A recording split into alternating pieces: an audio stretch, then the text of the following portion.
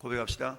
크신 하나님, 크신 하나님, 크신 하나님, 주님의 높고 위대하심을 내 영혼이 찬양하네. 주님의 높고 위대하심을 내 영혼이 찬양하네. 자, 하나님께서 크신 하나님, 오늘 12절 말씀은 누가 손바닥으로 바닷물을 헤아렸으며 누가 뼘으로 하늘을 쟀으며 누가 땅의 티끌을 되에 담아보았으며 누가 접시 저울로 산들을 누가 막대 저울로 언덕들을 달아 보았겠냐. 그럴 수 있다는 거예요, 없다는 거예요? 그럴 수 없다는 얘기죠. 왜냐하면 하나님이 지으신 위대하신 산과들, 이 모든 것들은 너무 크시기 때문에 하나님의 권능이 위대하심을 우리가 고백할 수밖에 없다라는 이야기죠. 누가 손바닥으로 바닷물을 헤아려 봤느냐. 여러분, 손바닥으로 바닷물을 떠올린들 표시라도 납니까? 그렇지 않죠. 그 하나님은 어때요? 우주 만물을 다 지으신 하나님이시죠. 바다를 지으셨고 하늘을 지으셨고 산들을 지으셨고 어때요? 이 언덕들을 다 지으신 하나님, 그 하나님이 크신 하나님 앞에 우리 인간은 그저 미물에 불과하다라는 얘기입니다. 여러분, 이처럼 누가 손바닥 바닷물 뼘으로 누가 하늘을 쟀고 땅에 티끌을 되에 담아 보았느냐. 티끌, 먼지, 아파르르. 여러분, 하나님이 사람을 창조할 때 흙으로 사람을 지었다고 그랬잖아요. 흙으로 사람을 지었다. 그때 그 흙은 아담아라는 것인데요. 그러니까 하나님께서 흙으로 사람을 지으셨다라고 했을 때는 아담한데, 그런데 하나님께서 또 다른 2장 7절 말씀 보니까 사람을 지었다 할 때 그때는 어때요? 그게 흙이라는 단어는 똑같지만 원어 자체가 아파르라는 단어입니다. 아파르는 단어는요, 먼지라는 얘기예요. 먼지. 그러니까 우리는 어떤 존재예요? 아무것도 아닌 존재로 돌아갈 수밖에 없는 그런 연약한 하잘것없는 존재. 근데 중요한 것은 그 안에 하나님의 영이 거할 때, 성령님이 우리 안에 계실 때 그 존재는 위대한 존재가 되는 거고, 크신 하나님과 밀접한 연관성을 가지는 존재가 됩니다. 그러나 하나님의 영이 없다면 그 존재는 그저 뭐에 불과하다고요? 땅의 티끌에 불과하다라는 겁니다. 전 여러분은 어떤 존재입니까? 그저 죽으면 하나의 티끌로 돌아갈 그런 존재입니까? 그렇지 않습니까? 누구나가 다 죽으면 티끌로 돌아가지만 그 티끌은 의미 없는 티끌이 아니라 전에 여러분들은 어때요? 티끌 안에 있는 영혼, 우리의 영혼은 영원한 하나님의 나라에 들어가게 되고, 그리고 티끌처럼 사라졌던 우리의 육체는 주님이 이 땅에 재림하시는 날 부활하게 되어져서 존귀한 육체, 부활의 몸이라 그러죠. 부활의 몸으로 하늘에 있는 영혼과 함께 영원한 연합을 이루어서 영원한 하나님의 나라에서 주님과 함께 영생을 누리는 주인공들이 될 수가 있죠. 그렇습니다. 시편 19편에는 이렇게 얘기합니다. 하늘이 하나님의 영광을 선포하고 궁창이 그의 손으로 하신 일들을 나타내는도다. 여러분, 우리가 가을이 되면 봄이 되면 꽃들이 지면 어떻게 노란 그 진달래가 피어납니까? 사람이 물을 들여도 그렇게 아름답게 드릴 수 없는 그 물. 여러분, 진홍빛 진달래가 탁 피면 어떻습니까? 노란 개나리가 피면 야 이쁘다. 여러분, 알록달록한 분홍색, 연분홍색 뭡니까? 벚꽃이 피면 참 아름답다. 저 운동장 가에 있는 그 인도에 있는 그 벚꽃이 피면 참 아름답다. 우리는 아름다움을 노래하지만 그 아름다움을 만드신 하나님을 노래하지는 별로 않죠. 이쁘다, 아름답다, 사진이나 찍자 이러긴 하지만 그것을 만드신 하나님을 높여드리는 일은 그렇게 많지가 않죠. 누가 손바닥으로 바닷물을 헤아려 봤냐? 누가 뼘으로 하늘을 재봤냐? 우리 어릴 때 그렇게 하잖아요. 한 뼘, 두 뼘 하늘을 재보긴 하죠. 그 말은 재봤느냐라는 말입니까? 잴 수 없다는 얘기죠. 누가 땅에 티끌을 되에 담아보았으며 접시 저울로 산들을 막대 저울로 언덕들을 달아보았느냐? 결코 하나님의 위대하심과 크신 그 모습 앞에서 인간의 능력은 한낱 연약할 따름이다라는 것을 역설적으로 표현하고 있습니다. 여러분, 욥기서에서 욥에 대해서 나아마 사람 친구였던 소발이 이렇게 욥기 11장에는 대답합니다. 네가 하나님의 오묘함을 어찌 능히 측량하며 전능자를 어찌 능히 완전히 알겠느냐? 하늘보다 높으시니 네가 무엇을 하겠으며 스올보다 깊으시니 네가 어찌 알겠느냐? 그의 크심은 땅보다 길고 바다보다 넓으니라. 할렐루야. 우리 주님의 크심과 위대하심은 인간의 말로 형언할 수 없는, 표현할 수 없는 그런 크신 하나님이시다라는 얘기입니다. 누가 그랬냐 할 수 없다는 얘기죠. 이것은 뭡니까? 하나님의 위대하심과 인간의 연약함을 대조해서 표현하고 있는 구절이 12절 말씀이죠. 뿐만 아니라 누가 여호와의 영을 지도하였으며 그의 모사가 되어 그를 가르쳤으랴. 왜요? 하나님은 전지전능하신 하나님이시기 때문에 누구에게 가르침을 받을 그런 연약한 한계가 있는 존재가 아니죠. 우린 그 하나님을 엘샤다이 하나님, 전능자 하나님, 전능하신 하나님이라고 할까요? 전능하신 하나님을, 부족함이 없으신 그 하나님을 우리가 무엇하고 그를 가르치겠습니까? 누가 여호와의 영을 지도하겠으며 누가 그의 모사가 되어 그를 가르쳤으랴. 그럴 수 없다는 것을 계속해서 역설적으로 강조하고 있습니다. 그가 누가 더불어서 의논하셨으며, 하나님이 지혜가 짧아서 야야 좀 지혜가 짧은데 네 생각 좀 빌려보자. 네 생각은 어떠냐? 하나님이 그런 법이 없다는 얘기죠. 누가 그를 교훈하였으며 그에게 정의의 길을 가르쳤으며 지식을 가르쳤으며. 하나님은 공의로우신 하나님이시죠. 사랑의 하나님이시죠. 하나님의 생각은 항상 옳으시다. 할렐루야. 하나님의 생각은 항상 옳으시며 하나님의 생각은 항상 선하시다. 할렐루야. 이 전제를 우리는 절대적으로 받아들여야 한다는 얘기죠. 그래서 어때요? 하나님을 사랑하는 자, 곧 그 뜻대로 부르심을 입은 자들에게는 모든 것이 합력하여 선을 이루느니라. 아가도스, 선함. 아가도스의 하나님, 선함을 이루시는 하나님. 하나님은 어때요? 본성적으로 선하신 하나님이시다. 그럼에도 불구하고 하나님은 어때요? 선하기만 하시는 것이 아니라 공의의 하나님이시다. 공의 하나님 어때요? 죄를 그저 간과하시는 하나님이 아니라 죄를 회개할 때까지 회개하기를 기다리시는 하나님이시다. 왜? 하나님은 죄를 그저 간과하시는 하나님이고 아니고 반드시 죄에 대해서는 심판하시는, 죄에 대한 책임을 물으시는 하나님이다. 이게 하나님의 공의라는 얘기죠. 그래서 어때요?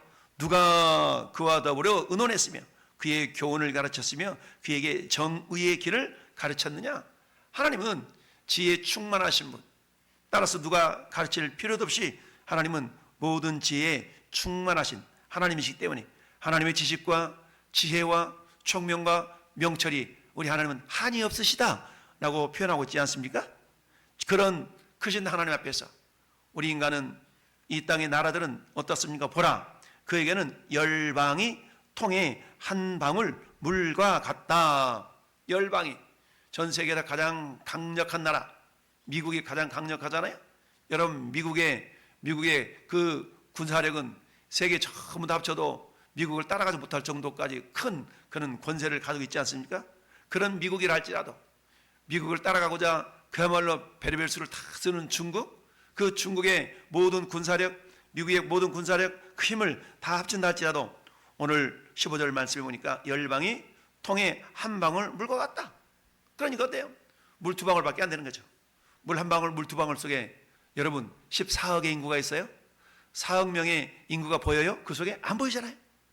하나님께서 열방이 통 속에 물 한 방울 같아. 이 물 한 방울 속에 저 중국의 14억 인구가 있는 겁니다.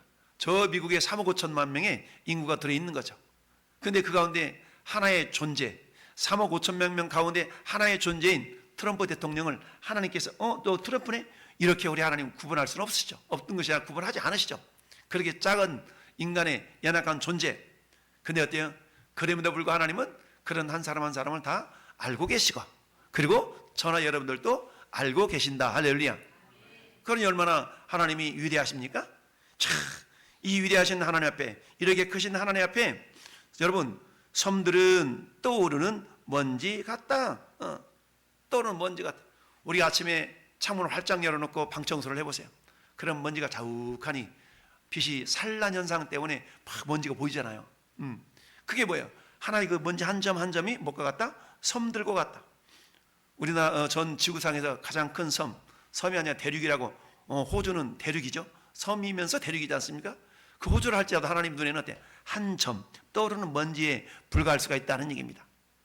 레바논은 땔감에도 부족하겠고, 여러분 레바논은 어때요? 지금의 레바논이 그 레바논이거든요.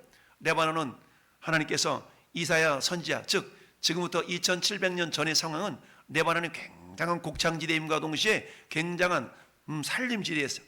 그래서 솔로몬 성전, 솔로몬 궁전을 지을 때 레바논에서 어때요? 돌도 캐오고 나무도 목재도 실어오고 이럴 정도까지 그야말로 삼림이 아주 우거진 그런 나라가 레바논이었어요. 근데 그 레바논이 아주 무성한 그 나무들을 전부 다 땔감을 삼다 할지라도 하나님 눈에 볼 때는 부족하다, 아무것도 아니라는 얘기입니다. 그 레바논의 풍성한 그 짐승들을 잡아다가 번제물로 드린다 할지라도 하나님 눈에는 차지 않을 정도까지 아주 미약한 존재일 수밖에 없다는 얘기입니다. 여러분, 모세는요, 하나님께서 이스라엘 백성들을 이집트 땅에서 건져내서 이만한 백성들에게, 야, 우리가 애굽에 있을 때는 때로는 고기도 좀 먹었는데 이렇게 원망하고 불평하니까 하나님께서 모세에게, 야, 내가 고기 한 달 동안 잇몸에 끼워가지고 진리도록 먹이게 해줄게, 이렇게 얘기했잖아요. 그때 모세가 했던 이야기가 어떤 소리였습니까? 아이고, 하나님 무슨 말씀 혹시 실현하신 거 아니에요? 이 많은 백성들, 200만 명이 되는 백성들한테 한 달 동안이나 고기를 먹이신다니요, 바다에 있는 물고기를 다 동원한들 하나님 저들을 다 먹일 수 있을까요? 이렇게 막 따지니까 하나님, 여호와의 손이 짧아졌냐? 이렇게 예수님이, 하나님께서 모세에게 책망을 하시죠. 결국 어떤 방법을 사용하셨습니까? 바람을 불어서 메추라기를 전부 다 진 사면에 2규빗 정도까지, 허리 찰 때까지 그 정도로 메추라기를 다 내리게 해서 그 고기가 이싸에 낄 정도까지, 이렇게 하나님께서는 역사하신 하나님인 줄 믿습니다. 이처럼 하나님의 능력은 제한이 없으시고 능력이 무한하시다라는 얘기입니다. 그 앞에는 모든 열방이 아무것도 아닌 것이라, 아무것도 아니야. 그는 그들을 없는 것 같이, 빈 것 같이 여기시느니라. 왜요? 하나님이 크신 하나님 앞에 이처럼 아무리 전 세계 강력한 미국이라 할지라도, 중국이라 할지라도, 러시아라 할지라도 하나님은 아무것도 아닌 것처럼 여기실 수 있는 그런 하나님이다라는 얘기죠. 그런 하나님을 온전하게 섬기지 못하고 우상을 만들어서 우상을 섬기는 것 같은 어리석은 존재가 어디 있겠냐라고 이어서 쭉 말씀하고 있습니다. 그렇다면 저와 여러분들은 그 하나님을 어떤 존재로 여기고 있느냐?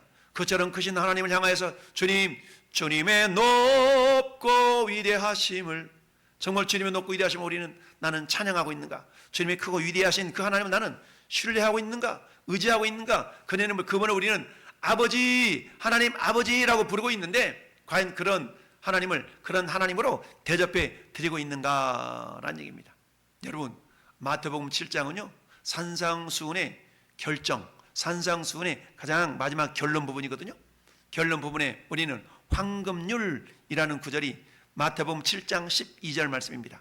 여러분, 마태복음 7장 12절 한번 펴볼까요? 손가락 껴놓고 마태복음 7장 12절, 마태복음 7장 12절이 우리가 황금률이라 그러는데요, 여러분 7절부터는 기도에 대한 얘기가 나옵니다. 구하라 그러면 너에게 주실 것이요, 찾아라 그러면 너에게 찾아낼 것이요, 문을 두드리라 그러면 너에게 열릴 것이며, 구하는 이마다 받을 것이요, 찾는 이에게는 찾아낼 것이요, 두드리는 이에게는 열릴 것이니라. 할렐루야. 구하고 찾고 문을 두드리라, 이 말씀 우리가 다 알고 있습니다. 근데 그 하나님, 이처럼 구하는 하나님 어떤 하나님이냐? 마치 자식이 아버지한테 좀 떡 좀 주세요, 뭐 좀 주세요 라고 했을 때 좋은 것 주기를 원하시는 하나님은, 아버지는 당연한 아버지다. 근데 우리 하나님 어떤 하나님이시오? 아버지시요? 그런 아버지보다 훨씬 나은 아버지시다. 11절 말씀에 보니까 너희가 악한 자라도 좋은 것으로 자식에게 줄 알거든, 하물며 하늘에 계신 너희 아버지께서 구하는 자에게, 기도하는 자에게 좋은 것으로 주시지 않겠느냐. 주신다는 거예요? 안 주신다는 거예요? 주신다는 얘기죠. 근데 어때요? 그러므로, 이게 결론이거든요. 12절 같이 읽어봐요. 그러므로 무엇이든지 남에게 대접을 받고자 하는 대로 너도 남을 대접하라. 이것이 율법이요 선지자니라. 아멘. 여러분, 우리가 구하고 찾고 문을 두드리면 하나님 어떤 분이라고요? 응답하시는 하나님. 구하고 찾고 문을 두드릴 때 응답하시는 하나님이에요. 세상적인 방법으로도 악한 자라도 자기 자식에게만큼은 좋은 거를 줄 줄 안다는 얘기죠. 왜 그래요? 아무리 악한 자라도 지 새끼니까 자기 새끼에게만큼은, 자기 자식에게만큼은 좋은 거 주고자 하는 것이 인지상정이라는 얘기입니다. 그렇다면 이처럼 아버지께서는, 하늘에 계신 아버지께서 구하는 자에게 좋은 것으로 주시지 않겠느냐. 그러므로 결론이죠. 무엇이든지 남에게 대접을 받고자 하는 대로 너희도 남을 대접하라. 황금률, 뭡니까? 내가 뭔가를 받고 싶어, 그럼 먼저 그렇게 대접을 하라는 얘기입니다. 이건 뭐예요? 오늘 7절부터 11절 사이에서 하나님은 기도의 내용을 말씀하고 있잖아요. 하나님이처럼 응답하시는 하나님인데 우리가 그분은 당연히 응답하시는 하나님으로 내가 대접해 드리고 있냐, 이 말이죠. 하나님을 하나님으로 대접해 드릴 때에 하나님의 응답이 그렇게 우리에게 다가온다라는 얘기죠. 무엇인 남에게 대접을 받고자, 여기서 대접받는다는 건 응답받고자 한다는 얘기죠. 그러면 우리는 하나님을, 우리 응답하신 하나님을 대접해 주고 있냐? 이렇게 여쭙고 있는 겁니다. 오늘 본문으로 다시 돌아와서 우리는 하나님께서 이사야 선지자를 통하여서 야, 누가 손바닥으로 바닷물을 헤아려 봤냐? 누가 뺨으로 하늘을 재봤냐? 땅의 티끌을 뒤에 담아봤냐? 이럴 수 없다. 왜냐? 하나님이 크신 하나님, 하나님은 크시기 때문이라는 얘기죠. 그러면 그런 크신 하나님을 하나님으로 인정해 드리는 자의 모습이 뭐냐? 그것은 결론적으로 오늘 31절 읽어봤던 31절의 모습인데요. 31절 같이 한번 다시 읽어봅시다. 시작. 오직 여호와를 앙망하는 자는 새 힘을 얻으리니 독수리가 날개치며 올라간 같을 것이요 다른 박질 나여도 곤미치 아니하겠고 걸어가도 피곤하지 아니하리라. 아멘. 할렐루야. 여기서 앙망하다라는 단어는요, 카바라는 단어인데요, 이 말은 기대하다, 쳐다보다, 묵다, 소집하다, 갈망하다, 이런 다양한 뜻을 가지고 있어요. 기대해, 쳐다봐, 막 쳐다보는 거죠. 마치 멍멍이가 주인이 먹이 하나 주려고 이렇게 손가락으로 이렇게 장난칠 때 막 그 받아 먹으려고, 이런 모습, 쳐다보는. 묵다, 뭐예요? 내 생각을 하나님의 생각으로 콱 들어 묶어가지고 내 생각이 다른 길로 가지 않도록 내 생각을 하나님 생각으로 콱 묶어서, 그래서 곧 내 생각이 하나님의 생각과 일치할 수 있도록 묶어버리는 거예요. 이게 뭐라고요? 앙망하는 거예요. 앙망하는 거. 앙망한다는 것은 뭐겠어요? 그러니까 내 생각과 하나님의 생각이 떨어질 수가 없는 그런 상태를 의미하고 있는 단어가 카바라는 단어입니다. 우리 볼 때 영어로 커버하다 그러잖아요. 영어로. 그 카바라 하다라는 그 단어가 예술이 앙망하다라는 카바라는 단어가 발음이 똑같잖아요. 카바, 뭔가 카바한다, 덤든다. 근데 하나님께서 우리의 생각과 당신의 생각과 우리 생각을 이렇게 묶어버리는 그 상태가 뭐라고요? 앙망하다라는 겁니다. 이런 자에게 하나님께서 뭐라고요? 새 힘을 얻으리니. 할렐루야. 독수리가 날개치며 올라간 같을 것이요 다른 박쥐라이도 곤비치 아니하겠고 걸어가도 피곤치 아니하리라. 할렐루야. 하나님은 크신 하나님이신데, 이런 크신 하나님은 그야말로 열방을 통 속에 한 점 물과 같이 물처럼 여기는, 한 점의 물로도 여기지 않는 그런 크신 하나님이셔요. 근데 그런 크신 하나님 앞에 저는 여러분들이 어떤 존재로, 그 하나님을 우리가 앙망하는 존재로 나아갈 수가 있겠냐? 나아갈 때 오늘 마태복음 7장, 그러므로 네가 무엇을 받고자 하는 대로 너도 그를, 남을 대접하라. 하나님을 그런 존재로 내가 대접해 드릴 때 하나님의 놀라운 응답의 역사가 있다는 얘기죠. 크신 하나님 앞에서 나는 한 점도 되지 않는 먼지와 같은 그런 존재예요. 그렇지만 그런 먼지와 같은 존재인 우리에게 하나님은 관심을 가지고 계시는데, 어떤 자에게 더 관심이 있을까? 그건 오늘 말씀 같이 읽어본 것처럼 여호와를 앙망하는 자에게, 내 생각을 하나님의 생각과 묶으려고 하는 자, 그 어떤 상황 형편이 주어진다 할지라도 하나님의 생각을 의심 없이 받아들일 줄 아는 그런 자에게 하나님은 능력을 베푸시는 하나님인 줄 믿습니다. 여러분, 오늘 다시 한 절만 더 찾아봅시다. 역대하 16장 9절 볼까요? 역대하 16장 9절. 역대하 16장 9절. 676페이지 역대하 16장 9절. 상반절만 같이 읽습니다. 여호와의 눈은 온 땅을 두루 감찰하사 전심으로 자기에게 향하는 자들을 위하여 능력을 베푸시나니. 아멘. 할렐루야. 여호와의 눈은 온 땅을 두루 감찰해. 하나님 어떤 하나님이에요? 모든 우주를 지으신 하나님이에요. 열방을 통 속에 물 한 방울처럼 여기시는 하나님이에요. 그 열방 통 속에 물 한 방울 같은 그곳에 중국의 14억 인구가 모여 있다고 생각해 보세요. 그 속에 미국에 3억 5천만 명의 인구가 있다고 생각해 보세요. 그곳에 우리 대한민국에 5천만 명이 있다고 생각해 보세요. 눈으로, 육안으로, 현명경으로 관찰해도 관찰하기 힘든 그런 상황이지만, 그러나 하나님을 때 그 한 사람 한 사람에게 관심을 갖고 계시는데, 특별히 어떤 자들에게 관심을 갖고 있느냐? 그것은 앙망하는 자, 하나님을 앙망하는 자. 할렐루야. 내 생각과 하나님의 생각을 콱 붙들어 매려고 하는 자, 그런 자, 이런 자를 오늘 역대하 16장 9절에서는 여호와의 눈은 온 땅을 두루 감찰하사 전심으로 자기에게 향하는 자들, 전심으로 자기에게 향한다는 얘기는 오늘 앙망한다는 말과 같은 개념이에요. 할렐루야. 이 밤에 저와 여러분들이 하나님 앞에 나와서 우리가 하나님을 향하여 기도합니다. 하나님, 온 우주를 만드신 하나님은 열방을 통 속에 한 방울 물처럼 여기신 그 하나님 앞에 나라는 존재는 미약하기 그지없습니다. 그러나 미약하기 그지없는 우리라 할지라도 하물며 여호와께 아버지께서는 우리에게 좋은 것으로 주지 않겠느냐? 악한 자라도 자식에게 맡기면 좋은 것 줄 줄 아는 것이 인지상정이다. 근데 우리가 하나님을 하나님으로 대접해 드릴 때에 하나님께 우리에게 좋은 것, 구하고 찾고 문을 두드리는 자들에게 반드시 응답의 역사를 이루시는 하나님이시다. 근데 과연 나는 그 하나님을 하나님으로 대접해 드리고 있는가? 대접해 드리는 가장 결정적인 하나의 모습이 있는데 그게 하나님을 앙망하는 것이다. 할렐루야. 전심으로 하나님을 찾는 것이다. 이게 오늘의 결론. 저희 여러분들을 크신 하나님 앞에 하나님 놀라운 응답의 역사를 이루기 위한 믿음의 주인공들이 되기 위한 방법은 뭡니까? 하나님을 앙망하는 건 줄 믿습니다. 우리의 생각을 주님의 생각에 묵습니다. 할렐루야. 하나님을 간절히 바라봅니다. 할렐루야. 하나님을 전심으로 하나님을 향합니다. 이런 자의 하나님은 능력을 베푸시는 하나님인 줄 믿습니다. 이 놀라운 하나님을 오늘 이 밤도 우리가 기도함으로 경험할 수 있기를 예수님의 이름으로 축원합니다. 아멘.